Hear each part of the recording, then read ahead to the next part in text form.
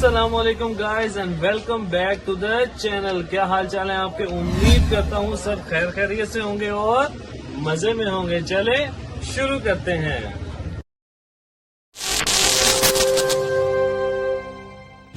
तो यार आज का प्लान है कि आज हम जानेंगे कि डेनिम जीन्स किन किन मराहिल से गुजरती है और हम ये भी जानेंगे कि किन किन चीज़ों की ज़रूरत पड़ती है एक डेनिम जीन्स को बनने में। तो बेसिकली हम सबसे पहले इंफॉर्मेशन लेंगे डेनिम के फैब्रिक के बारे में कि डेनिम का फैब्रिक कहाँ से मिलता है, क्या क्वालिटी होती है और किस तरह इसको पहचानते हैं, और काफ़ी ज़्यादा इसके अंदर वैरायटीज़ भी होती हैं। तो हम सब कुछ जानेंगे। तो इसके लिए हमें जाना पड़ेगा अपने एक भाई के पास जिससे हमें कंप्लीट नॉलेज मिलेगा कि फैब्रिक की क्या क्या क्वालिटी होती है। तो चलते हैं फिर अपने भाई की तरफ। तो यार अब हम आ चुके हैं अपने भाई के पास। तो मैंने यहाँ जैसे कि आपको कहा था कि हम कपड़े की इंफॉर्मेशन लेंगे, फैब्रिक की इंफॉर्मेशन लेंगे अपने भाई से। तो पूछते हैं अपने भाई से कि फैब्रिक में क्या क्या क्वालिटीज होती हैं और किस किस्म का फैब्रिक होता है, जीन्स के लिए सबसे बेस्ट फैब्रिक कौन सा है, तो ये भी हम पूछेंगे। तो बने रहिएगा मेरे साथ इस वीडियो में। अस्सलाम वालेकुम तलत भाई, क्या हाल चाल है आपके?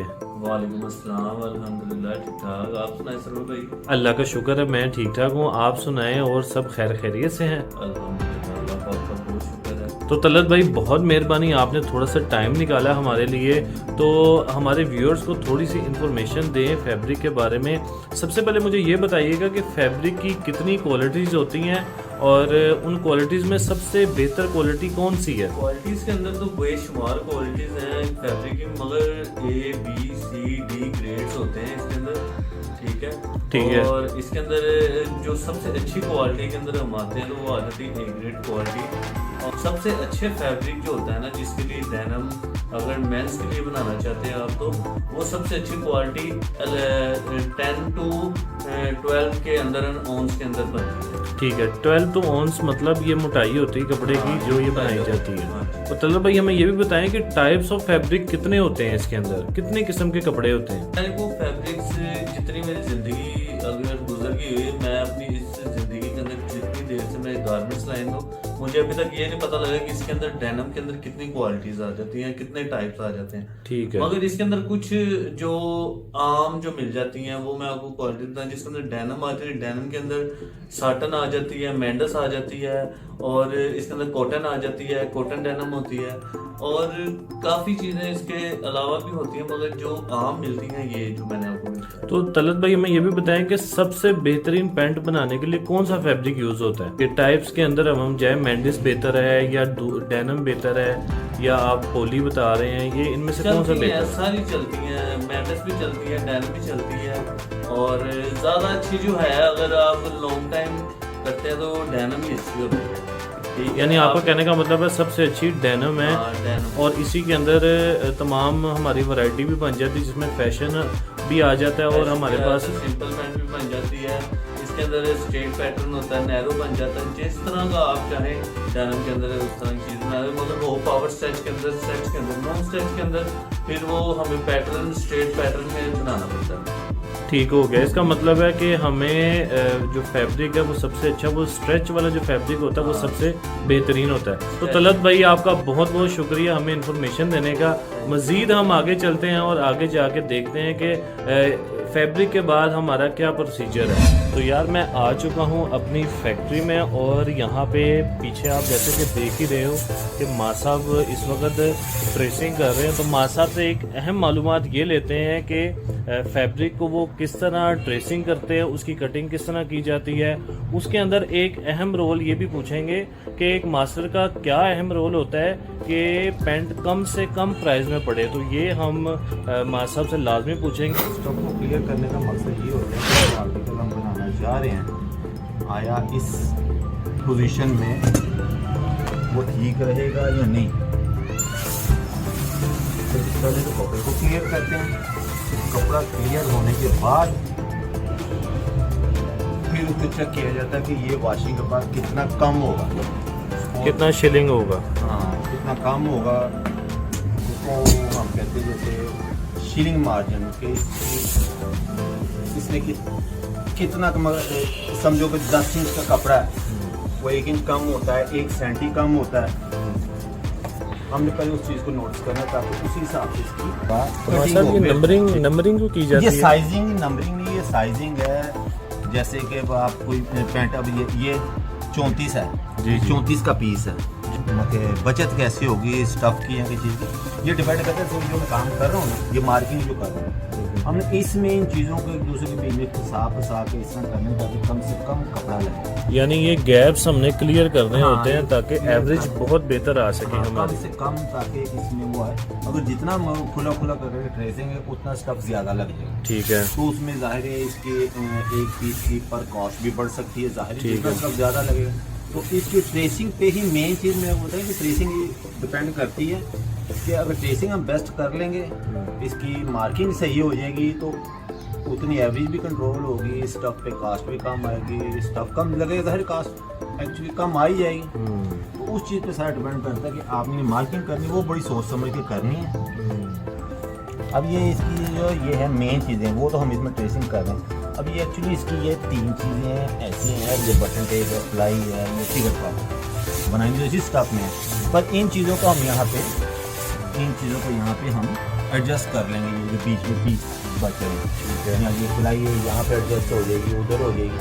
तो ये छोटी छोटी जो फला बचे हैं उसमें हम इसको तो यार मां manage साहब कर से हमने अहम मालूमात हासिल कर ली है, तो अब हम चलते हैं अपने नेक्स्ट स्टेप की तरफ और देखते हैं जो ये इन्होंने कटिंग की है इसके बाद किस तरह एक पीस को स्टिच किया जाता है और क्या क्या एसेसरी यूज़ होती हैं। तो फिर चलते हैं फिर नेक्स्ट स्टेप की तरफ। तो यार जैसे कि आप देख रहे हो अब हम आ चुके हैं सिंगल हॉल की तरफ, और सिंगल हॉल में आप देख रहे हैं कि सारे कारीगर अपना काम कर रहे हैं और यहाँ पे बनाया जाता है बैक और फ्रंट। उसके बारे में यहाँ से तफसील से बात करेंगे एक कारीगर से। फ्रंट की ये पॉकेट तैयार करनी होती है। पहले ये पॉकेट बनाते हैं, इसको ये जाती बनी है गोल, इसके ऊपर पैच करते हैं और इसको ये लट्ठे के ऊपर पैच करके इस तरह फोल्ड करके ये हमारी फ्रंट की पॉकेट मुकम्मल तैयार होगी एक साइड से। ठीक है। इसके बाद हम आ जाते हैं फ्लाई पे। फ्लाई में हमने लेनी होती है जिप एक, ठीक है।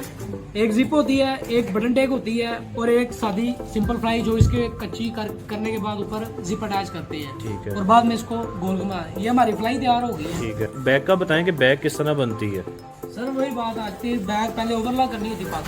ओवरलॉक करने के बाद सर हमने एम करके ये सिंपल सी डार्ट है, ठीक है। ये बना के हमने इसी तरह ही सादी पॉकेट पेस्ट करनी होती है। ठीक है। उसके बाद ये आगे का प्रोसीजर है हमारे पास बैग का सिर्फ फ्रंट बैक आपसे तैयार हो गया मुकम्मल, उसके बाद आपका प्रोसीजर ख़त्म जी। और आपने नीचे स्पेशल डिपार्टमेंट में वो चीज़ें आपने प्रोवाइड कर हमारे देनी। पास ये लेबल लगता है जो है। ठीक है। ये लाइन किंग का लेबल है जो कंपनी है, इस कंपनी का माल तैयार कर रहे हैं। ठीक है। ये भी बैग का लेबल है, ये बेल्ट पे अटैच होता है। ठीक है। और ये बेल्ट के अंदर अटैच होता है। अब हम आ चुके हैं अपने स्पेशल डिपार्टमेंट के अंदर, और इस स्पेशल डिपार्टमेंट में जो हमारा बैक फ्रंट तैयार हुआ होता है उसको कंबाइन करके जोड़ा जाता है, जिससे एक मुकम्मल पैंट तैयार होती है। तो हम आगे देखते हैं। और एक और बात बता दूं कि ये जो हाल आप इस वक्त देख रहे हैं बहुत ही गंदा हुआ है, तो इससे आपने घबराना नहीं है। फैक्ट्रियों की हालत ऐसे ही होती है, तो इसमें कोई भी मसला नहीं है। यार अब हम आ चुके हैं स्पेशल डिपार्टमेंट के अंदर, तो हम बात करते हैं दस्तगीर भाई से कि वो किस तरह सबसे पहले उनका प्रोसीजर होता है कि वो किस तरह पेंट को बैक उसकी किस तरह तैयार की जाती है, और उनका सबसे पहले प्रोसीजर क्या होता है ये हम जाने, और मशीन के बारे में भी जाने कि मशीन का नाम क्या है और ये किस तरह इसको तैयार करते हैं और क्या चीज़ सबसे पहले तैयार होती है। ये इस मशीन का नाम है फिडो। इसके ऊपर मैं इसकी ये बैग तैयार करता हूँ। इसके पहले ये योक लगाता हूँ, ठीक है। उसके बाद इसके मैं सेट लगा के बैग मुकम्मल कर देता हूँ। ठीक है। बैग मुकम्मल करके फोल्ड करके मैं ये रख देता हूँ। ठीक है। आपसे ये बैग अब तैयार हो चुकी है मुकम्मल, तो उसमें आपका सिर्फ काम यही है कि आपने इसकी बैग तैयार करनी है और बैग तैयार करके अपने पास रख लेनी है, और मज़ीद आपने इसको बंडल बांध के इस तरह आपने इसको रख देने हैं यहाँ पे। ठीक है। चलें आप चलते हैं नेक्स्ट प्रोसीजर की तरफ, देखते हैं कि बैग्स तैयार होने के बाद आगे क्या प्रोसीजर है इसको तैयार करने का। अच्छा, इन भाई के पास अब ये माल आ जाता है फीडो के बाद। अब पूछते हैं इनसे कि फीडो जैसे इनके पास आता है तो सबसे पहला प्रोसीजर इनका क्या होता है। चलें बताएं ज़रा आप कैसे इसका प्रोसीजर होता है। पहले बैक का पूरा फिडो डालनी है, ठीक है। फिर इधर पेयरिंग कर लेती है इस तरह। फ्रंट की पेयरिंग कर ली जाती है। ठीक है। बैक में तो फ्रंट में ला लेगा ही। ठीक है। किस तरह पहले बैक रखते हैं उसके बाद आप फ्रंट रखते हैं। ठीक है। साइड ला देगी। ठीक है। अब साइड हमें लगा के बताएं ताकि हमें पता चले कि साइड किस तरह लगती है और पीस हमारा किस तरह पूरा तैयार होता है।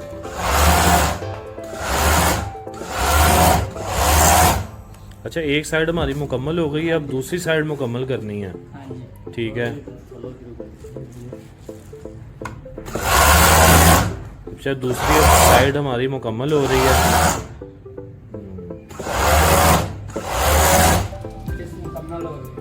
ये पीस अब मुकम्मल हो गया, साइडें इसकी लग चुकी हैं। तो अब ये और मजीद इसका अगला प्रोसीजर अब जानते हैं। अच्छा दस्तगीर भाई, आपके पास जैसे ही साइडें लगने के बाद पेंट आती है तो उसके बाद आपका प्रोसीजर क्या है? जी मैं इसको बाद में बेल्ट लगाता हूँ।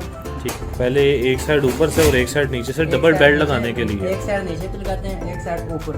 ठीक है, अब पीस ऐसे पीस को लगाना है। ठीक है,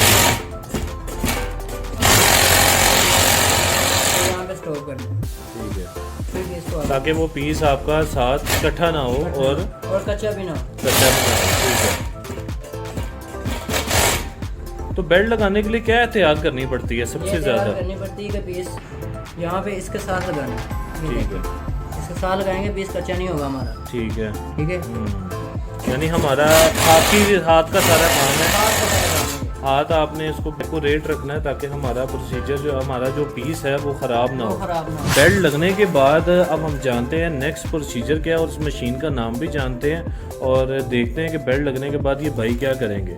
अच्छा भाई, आपका नाम क्या है? मोहसिन। अच्छा मोहसिन भाई, हमें ये बताएं कि इस मशीन का नाम क्या है? बारटेक मशीन है। अच्छा, इसमें अब हमें लगा के दिखाएं कि बेल्ट लगने के बाद आपके पास क्या प्रोसीजर आता है और आप किस तरह इसको क्या लगाते हैं? आप इसको लुपी कहते हैं इसको आप। ठीक है, चलें हमें दिखाएं अब।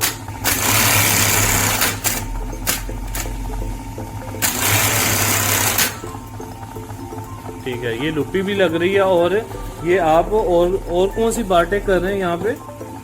आप पॉकेट्स के ऊपर भी। अच्छा, ये बारटेक की क्यों जाती है? अच्छा, मेरा ख्याल है बारटेक इसलिए की जाती है क्योंकि ये जो पॉकेट जल्दी फटेगी नहीं है। ठीक हो गया, और बैक पॉकेट पे भी इसी तरह ये लगी जाए, इसी तरह लगाई जाती है कि हमारी ये चीज़ें फटे ना, क्योंकि सिलाई अक्सर खुल भी जाती है यहाँ से।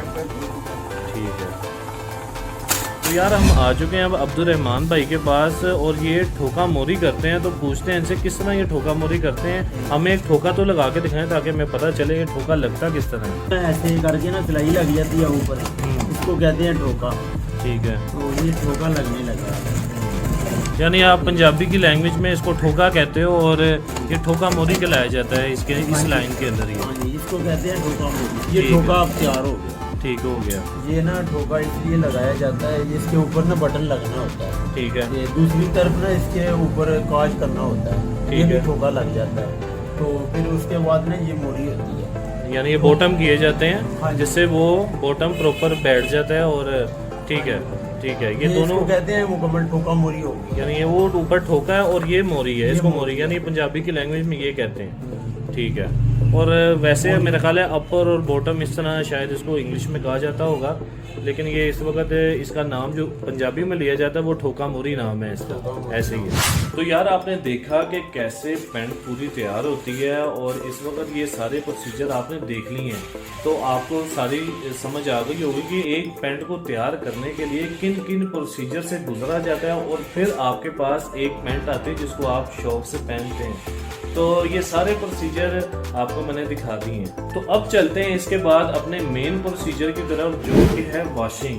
तो वॉशिंग शायद इस वीडियो में आपको वॉशिंग में दिखा सकूं क्योंकि वॉशिंग यहाँ से बहुत दूर है, तो मैं फिर हो सकता है किसी और वीडियो में आपको ऐड कर दूं, नहीं तो मैं कोशिश करूँगा इसी के अंदर ऐड करूँ। तो एक मुकम्मल पीस आपने तैयार होते हुए देख लिया है। इसके बाद अब वॉशिंग का प्रोसीजर होता है, वॉश होने के बाद क्या प्रोसीजर होता है ये हम यार अब पेंट हमारी हो चुकी है तैयार और वॉशिंग के बाद आ चुकी है, तो वॉशिंग के बाद क्या प्रोसीजर वो देखते हैं। तो भाई बेल्ट को सबसे पहले प्रेस किया जाता है, उसकी वजह यह है कि बेल्ट को सबसे पहले बिठाया जाता है यहाँ पे, ताकि बेल्ट की जो सीध है वो जो प्लेसिंग है उसकी बिल्कुल एक्यूरेट बैठे। उसके बाद एक साइड को प्रेस किया जाता है ताकि एक साइड हमारी सही तरीके से बैठ जाए। जैसे कि आप देख ही रहे हो कि ये यहाँ पे इस वक्त एक साइड को कर ही रहे हैं और बड़े अच्छे तरीके से यहाँ पे प्रेस हो रहा है ये। और बेसिकली ये जो जिससे हो रहा है ये प्रेस, उसको कहते हैं स्टीम प्रेस। तो स्टीम प्रेस से ही ये इनकी जो साइड्स होती हैं वो सही तरीके से बैठती हैं। ये आम वो नहीं है प्रेस कि आप उस पर बैठे कि आप इसके ऊपर आप इसको सीधा कर लो, ऐसा नहीं होता। इसको स्पेशल प्रेस की ज़रूरत होती है जो कि इसको स्टीम प्रेस कहते हैं। तो जैसे आप देख सकते हो यार ये दोनों साइड्स बैठ चुकी हैं। अब इसकी पहले फ्रंट इन्होंने प्रेस किया है, अब ये बैक प्रेस कर रहे हैं और एक फुल प्रेस होने के बाद हम इसकी सूरत हाल देखते हैं कि ये कैसी लगती है प्रेस होने के बाद।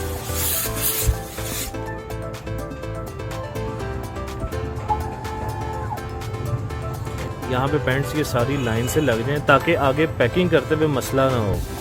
तो यार हमारी पैंट्स हो गई हैं पैक, जैसे कि आप देख ही रहे हो ये पॉली बैग्स के अंदर इसको पैक किया जाता है और एक पॉली बैग के अंदर 8 पैंट्स होती हैं और इसके अंदर जो साइजिंग हम जो काटते हैं वो होते हैं 28 से लेके 34 तक, यानी 28 वेस्ट से लेके 34 वेस्ट तक इसके अंदर वेस्ट काटी जाती है। और ये सारा अब हमारा मुकम्मल प्रोसीजर तैयार हो गया और ये मुकम्मल हमारी पैंट यहाँ पे तैयार होके पैक हो चुकी हुई है।